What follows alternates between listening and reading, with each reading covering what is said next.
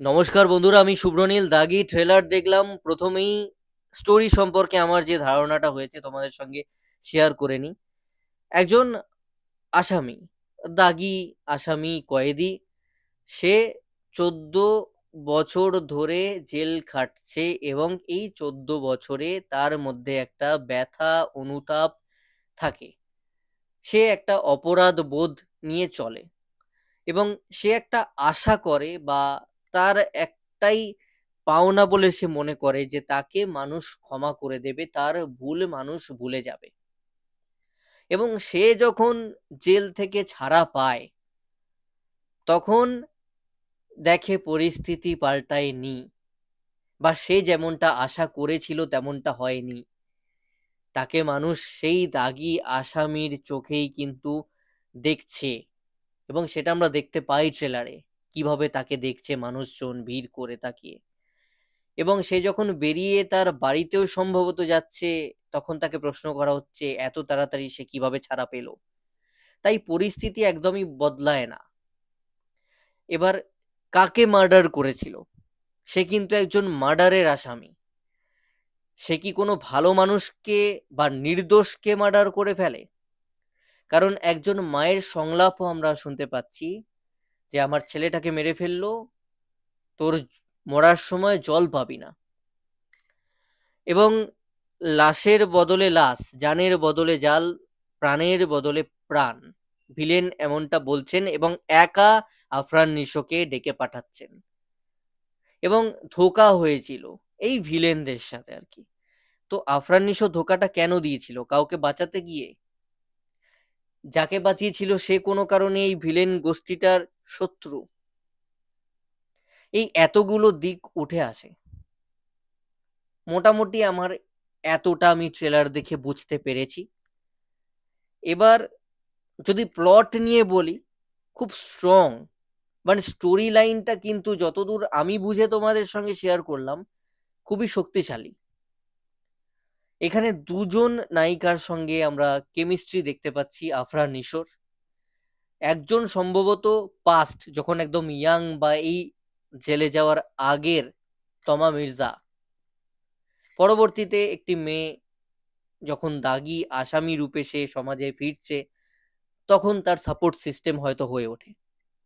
এবার ফাইনালি কার হয়, কার সঙ্গে সম্পর্কে যায় বা কি পরিণতি হয়, সেটাও দেখবার সিনেমা হলে। একটা গান শুনলাম, চরম ব্যাপক গানটা, ভিজুয়ালি দুর্দান্ত। একটা ডার্ক কালার গ্রেডিং রয়েছে, একটা আলাদা ভাইব প্রোভাইড করছে। আফরান নিশোর আগুন পারফরমেন্স, সত্যি বস ইজ বস। এবং আলফা আই চোরকি এসভিএফ এর যে লেগ্যাসিটা, মানে তুফানের সময় তারা যেভাবে প্রেজেন্ট করেছিল, সেই প্রেজেন্টেশন আফরান নিশোর আমরা দেখতে পাবো। আফরান নিশো নাটকের একজন অভিনেতা, তাকে আমরা এখানে অ্যাকশনও করতে দেখতে পাবো। তবে অ্যাকশনটা কোথাও না কোথাও ন্যাচারাল হবে, ওই উড়ে পড়ছে ছিটকে পড়ছে সেই গোছের একেবারেই নয়।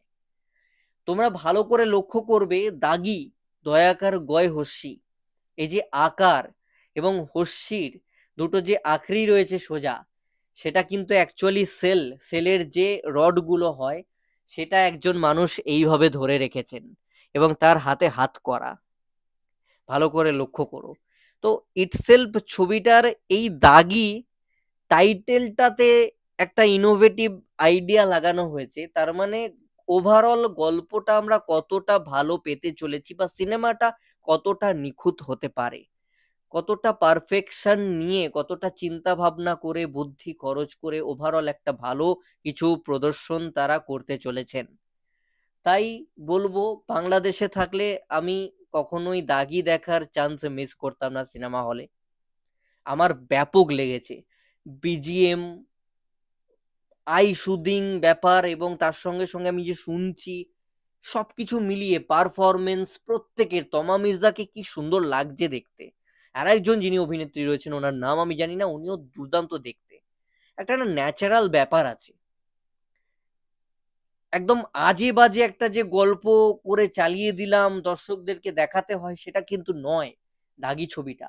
অন্তত ট্রেলার যতটা সুন্দর হয়েছে, যতটা আকর্ষণীয় হয়েছে, আশা কিন্তু বাড়িয়ে দেয় সিনেমাটার প্রতি। এবং আমার এখানে পশ্চিমবাংলায়, আমার দুর্গাপুরে যেদিনকেই এই দাগি ছবিটা রিলিজ হবে, আমি কিন্তু দেখতে যাব, মানে যেতে বাধ্য।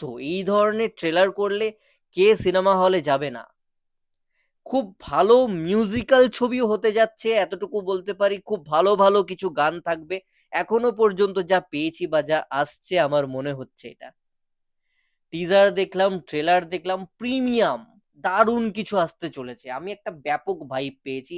এবং পারফরমেন্স ওয়াইজ প্রত্যেকে যে যে শিল্পীগুলোকে নেওয়া হয়েছে, একজনকে আমি দেখলাম, উনি সম্ভবত, আমার মনে হলো, তুফান ছবিতে বড় বড় চুল করে যিনি ছিলেন আর কি, চাচা হয়েছিলেন, শাকিব খানের সঙ্গে ছিলেন, উনি রয়েছেন। এবং আরেকজনও যিনি ভিলেন রয়েছেন, উনি সম্ভবত, আমি ওনার নাম জানি না, এটা আমার ব্যর্থতা, আমি আস্তে আস্তে সমস্ত জেনে নেব। প্রিয়তমা বাংলাদেশি ছবির যিনি ভিলেন ছিলেন, প্রথম থেকে ম্যাক্সিমামটায় যিনি ভিলেন, উনিও এখানে রয়েছেন দাগি ছবিতে। তো উনি কিন্তু দুর্দান্ত পারফর্মার। তমা মির্জা ভালো পারফর্মার। আফরান নিশোকে নিয়ে কিছু বলবার নেই। এসভিএফ, আলফা হাই, চোরকি, তাদের কাজ নিয়ে দর্শকের মধ্যে কৌতূহল থাকাটা খুব স্বাভাবিক, কারণ প্রিভিয়াসলি তারা যা কাজ আমাদেরকে দিয়েছে, তাদের একটা অন্যরকম কন্টেন্ট হয়।